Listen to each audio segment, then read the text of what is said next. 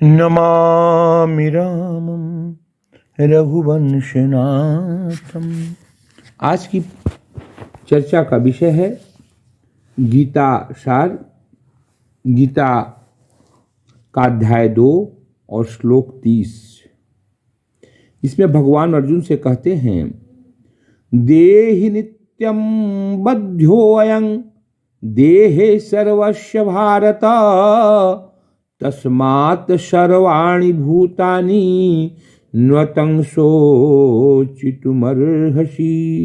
हे भरतवंशी, शरीर में रहने वाले देही का कभी भी वध नहीं किया जा सकता। देही कौन हुआ? आत्मा।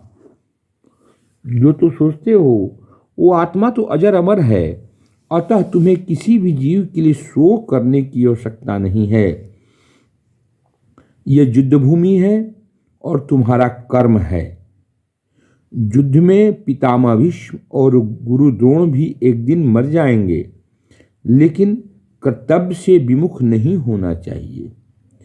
कृष्ण को प्रमाण मानकर भौतिक देह से भिन्न आत्मा का पृथक अस्तित्व स्वीकार करना ही होगा। यह नहीं कि आत्मा जैसी कोई वस्तु नहीं है या जीवन के लक्षण रसायनों की अंतःक्रिया के फलस्वरूप एक विशिष्ट अवस्था में प्रकट होता है। लेकिन आत्मा अजर अमर है, लेकिन इसे हिंसा का बोध नहीं होना चाहिए कि आत्मा तो मरती नहीं है, हम हिंसा करें। हम इस श्लोक का अर्थ इस रूप में ले कि अपने कर्तव्य करने में, अपना ड्यूटी परफॉर्म करने में हम इस शरीर की अंदर स्थित आत्मा को समझें। जो आत्मा हमने हमारे कर्मों से गौरवान्वित होती है, वो आत्मा हमारे कर्मों से पलती है और उस आत्मा का नया जीवन देने के लिए हमें आगे बढ़ना चाहिए, अपना कर्म करना चाहिए। गीता के 23वें अध्याय में, जिसकी चर्चा हम पहले के वीडियो में किए हैं, भगवान कृष्ण ने कहा, नैनं छिदन्ति शस्त्राणि नैनं दहति पावकः न चैनं क्लेद्यान्त्यापो न शोष्यति मारुतः नैनं छिदन्ति शस्त्राणि। हथियार जिसे मार नहीं सकता है।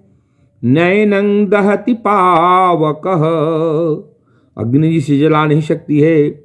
न चेन क्लेद्यान्त्यापो,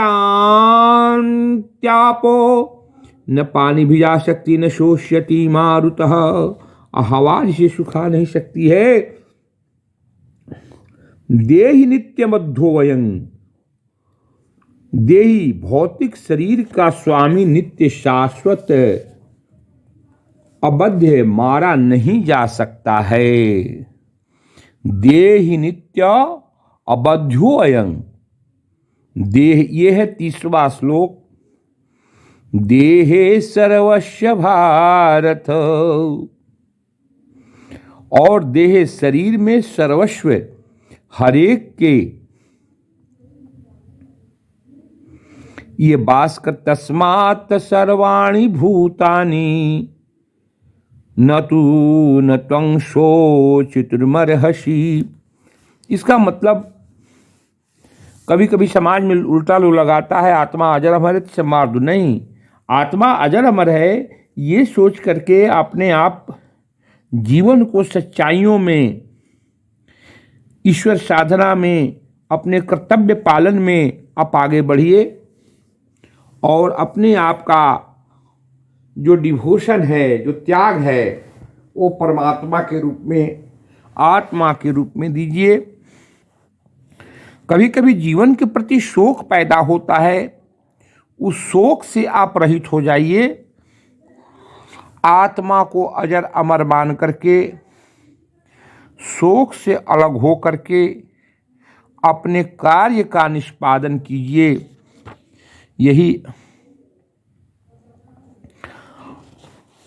यही गीता का 30वां श्लोक है, अथं चेत्तमिशं धर्म संग्रामं न करिष्यसि ततः स्वधर्म कीर्ति च हित्वा पापमवास्यसि।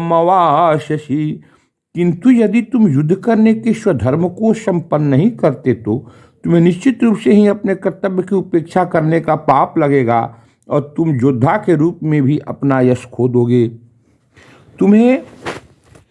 तुम युद्ध भूमि में हो और तुम्हारा कर्म है युद्ध करना। अगर तुम इस युद्ध को नहीं करते हो तो तुम अपना यश खो दोगे और कायर कहलाओगे। स्वयं द्रोणाचार्य ने उसे आशीष दिया था और विशेष अस्त्र प्रदान किया था जिससे कि वो अपने गुरु का भी वध कर सकता था। इस प्रकार वह अपने धर्म पिता एवं स्वर्ग के राजा इंद्र समेत अनेक अधिकारियों से अनेक युद्धों के प्रमाण पत्र प्राप्त कर चुका था। भगवान कृष्ण कहते हैं, तुम युद्ध के प्रति अग्रसर हो, युद्धस्व, और अपने कर्म के प्रति समर्पित रहो। ये सोचकर कि मृत्यु आएगी, ये सोचना तुम्हारा कर्म नहीं है। तुम्हारा कर्म है युद्ध में अग्रसरित होना और अपने कर्तव्य का निर्वहन करना। अगर तुम अपने कर्मों के प्रति समर्पित रहते हो तो आत्मा तो अजर अमर है, वो तुम्हारे आत्मा के अंतर्गत छिप जाएगी और तुम्हें नया जीवन प्रदान करेगी।